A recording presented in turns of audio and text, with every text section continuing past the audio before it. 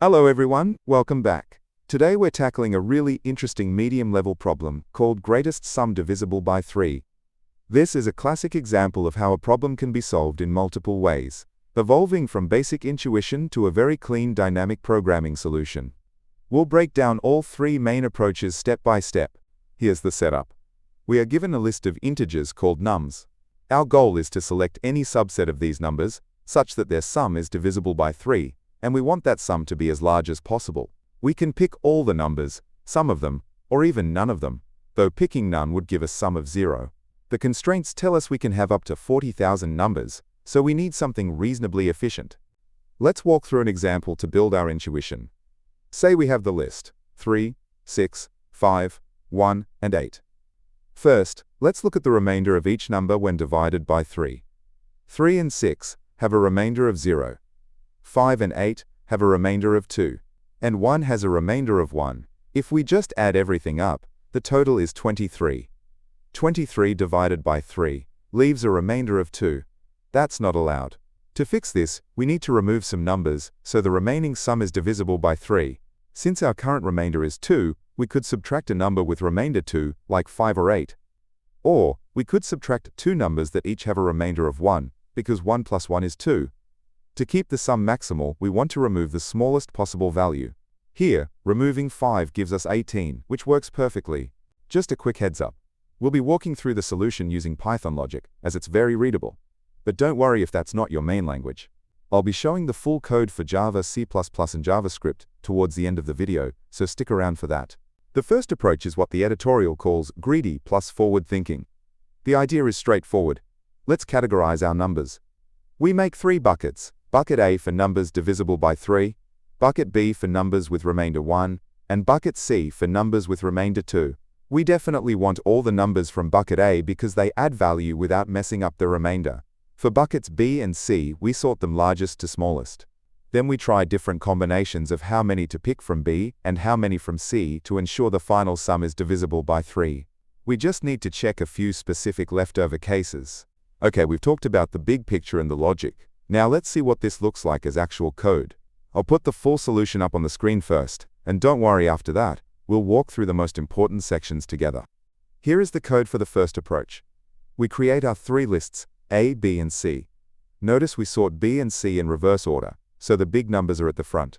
The loops at the bottom look a bit magic, but they are just checking the last few possibilities, taking all of them, all minus 1, or all minus 2, to see which combination creates a valid remainder.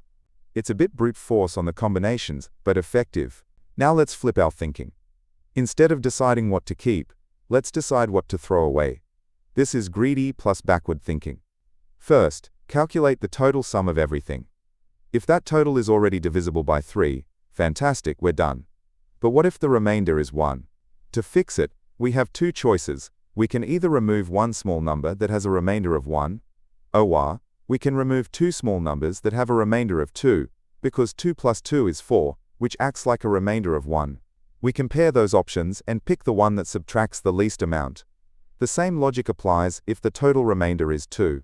Here's the code for that backward strategy. We still sort the lists because we need to easily find the smallest values to remove, which will be at the end of our reverse sorted lists. We check the total sum's remainder, and then look at our remove options. If the remainder is 1, we check the last item of list B against the last 2 items of list C. We check the minimum penalty. Finally, we return the total sum minus whatever we decided to remove. Now for the third and arguably most elegant method, dynamic programming. This avoids sorting entirely. We just keep track of 3 values, the maximum sum we've found so far that has a remainder of 0, the max sum with remainder 1, and the max sum with remainder 2. For every new number we see in our list, we try adding it to our current best sums. If adding a number allows us to reach a new, higher sum for a certain remainder, we update our record. It's like building the solution incrementally. Here is the DP code. We initialize our state array F. The 0 remainder slot starts at 0, and the others start at -infinity because they aren't possible yet. Then we loop through every number. Inside the loop we create a temporary copy called G. We iterate through our 3 possible remainder states, 0, 1, and 2. And see what happens if we add the current number to them. We take the modulo to find the new remainder bucket, and update it if we found a larger sum. At the end, f at index 0 holds our answer. Let's zoom in on the core logic here because it's really clever. Imagine our current f array says the best sum with remainder 0 is 12. Now we see the number 4. Since 4 has a remainder of 1, adding it to 12 gives us 16, which has a remainder of 1. So we check, is 16 bigger than our current best sum for remainder 1? If it is, we update it. We do this for all 3 existing remainders. This way, we carry forward the best possibilities without needing to sort or look back. So how fast are these solutions? The first 2 approaches involve sorting, which makes them take n log n time. But this third dynamic programming approach is linear. It runs in big O of n time because we just pass through the list once. The space complexity is big O of 1 or constant space, because our state array always has exactly 3 elements, regardless of how many numbers we have. This makes the DP approach extremely efficient. Alright, that covers the main solution in Python. As promised, for those of you who code in other languages, I'm about to show the full solutions for Java, C++, and JavaScript using this optimal dynamic programming approach. I won't be breaking these down, so just pause the video on your language of choice to check it out. Alright, as promised, here is the full solution in Java. It uses the same DP logic. You can pause the video here to take a closer look at the implementation. Next up, here is the C++ version of the solution. It's very similar, just using vectors. Again, feel free to pause and review the code. And finally, here is the solution in JavaScript. Hopefully, seeing it in a few different languages helps solidify the concepts. So let's wrap it up. We looked at 3 ways to solve this.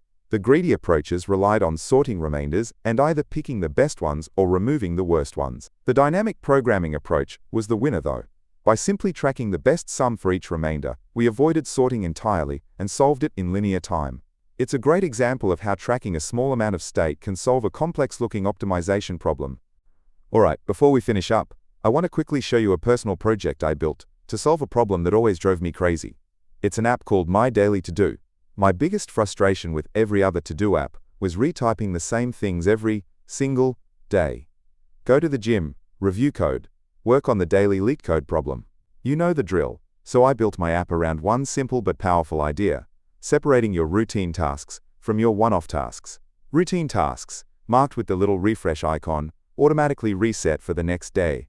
One-off tasks, like ship new feature, get the little puff of smoke icon, and they disappear for good once you're done. This small change turns a dumb checklist into a smart scheduler. If that sounds useful, you can try it right now on the web. The link is in the description. And one more thing I want to make super clear. Right now, as a thank you for being an early supporter, the app is 100% free. There are no ads and no subscriptions whatsoever. This means you get access to everything, including really powerful features like presets, which let you save entire task lists and load them with a single tap. Now, down the road, creating new presets will likely become part of a premium plan to help support the channel. But, and this is the important part, any presets you create now while it's all free are yours to keep and use forever. So, it's the perfect time to check it out on the web, play with all the features, and build out your perfect setup at no cost. If you enjoyed this problem and want to keep practicing, the learning doesn't have to stop here. I've organized all my video solutions into handy playlists.